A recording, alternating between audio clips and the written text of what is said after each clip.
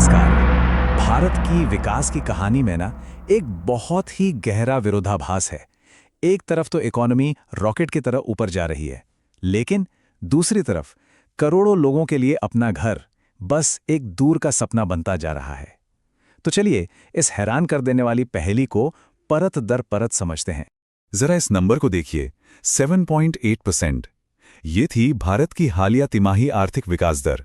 इसने हमें दुनिया की सबसे तेजी से बढ़ती बड़ी इकोनॉमीज में से एक बना दिया।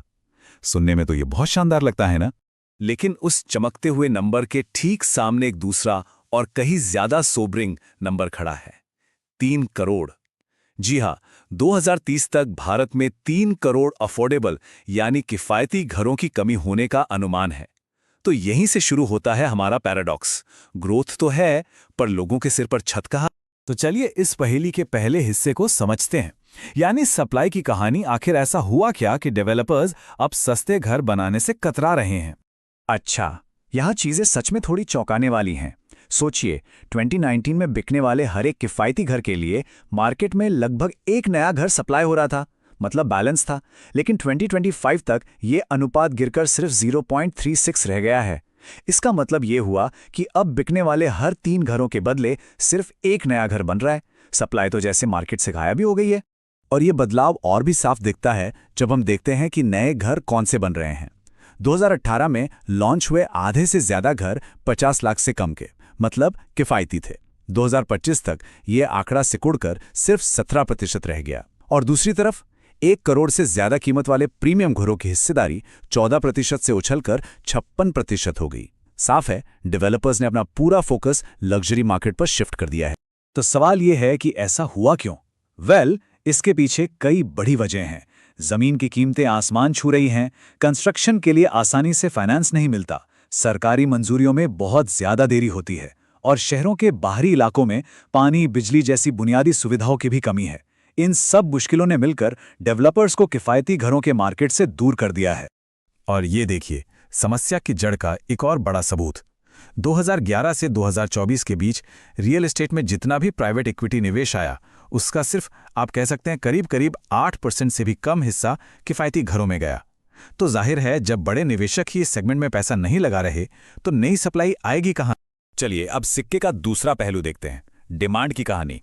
उन आम लोगों का क्या जो एक घर खरीदने का सपना देख रहे हैं, उन पर इस सब का क्या असर पड़ रहा है? देखिए, भले ही इकॉनमी तेजी से बढ़ रही हो, लेकिन ज्यादातर लोगों की आमदनी उस रफ्तार से नहीं बढ़ी है। नतीजा यह है कि देश की आर्थिक तरक्की का फायदा आबादी के एक बड़े हिस्से तक पहुंचा ही नहीं है, और उनके लिए घर खरीदना पहुंच से और भी दूर होता जा रहा है। लियासिस फॉरेस्ट के पंकज कपूर का ये बयान इस संकट को एक मानवीय चेहरा देता है। वो कहते हैं, हमने अफोर्डेबिलिटी को इस हद तक बिगाड़ दिया है कि प्रॉपर्टी खरीदने की औसत उम्र 30 से 40 साल से बढ़कर 45 साल हो गई है। जरा सोचिए, जिंदगी के एक इतने बड़े माइलस्टोन को पूरा करने में 10 साल की देरी। और जब लोग घर नहीं खरीद पाते तो जाहिर है उन्हें किराए के मार्केट में जाना पड़ता है, लेकिन वहां भी राहत नहीं है। अनुमान यह है कि शहरों में किराए सालाना 5 से 8% तक बढ़ेंगे, जबकि नॉर्मल महंगाई दर सिर्फ 2.6% रहने की उम्मीद है। मतलब साफ है, लोगों की जेब पर किराए का बोझ महंगाई से कहीं ज्यादा तेजी से बढ़ रहा है।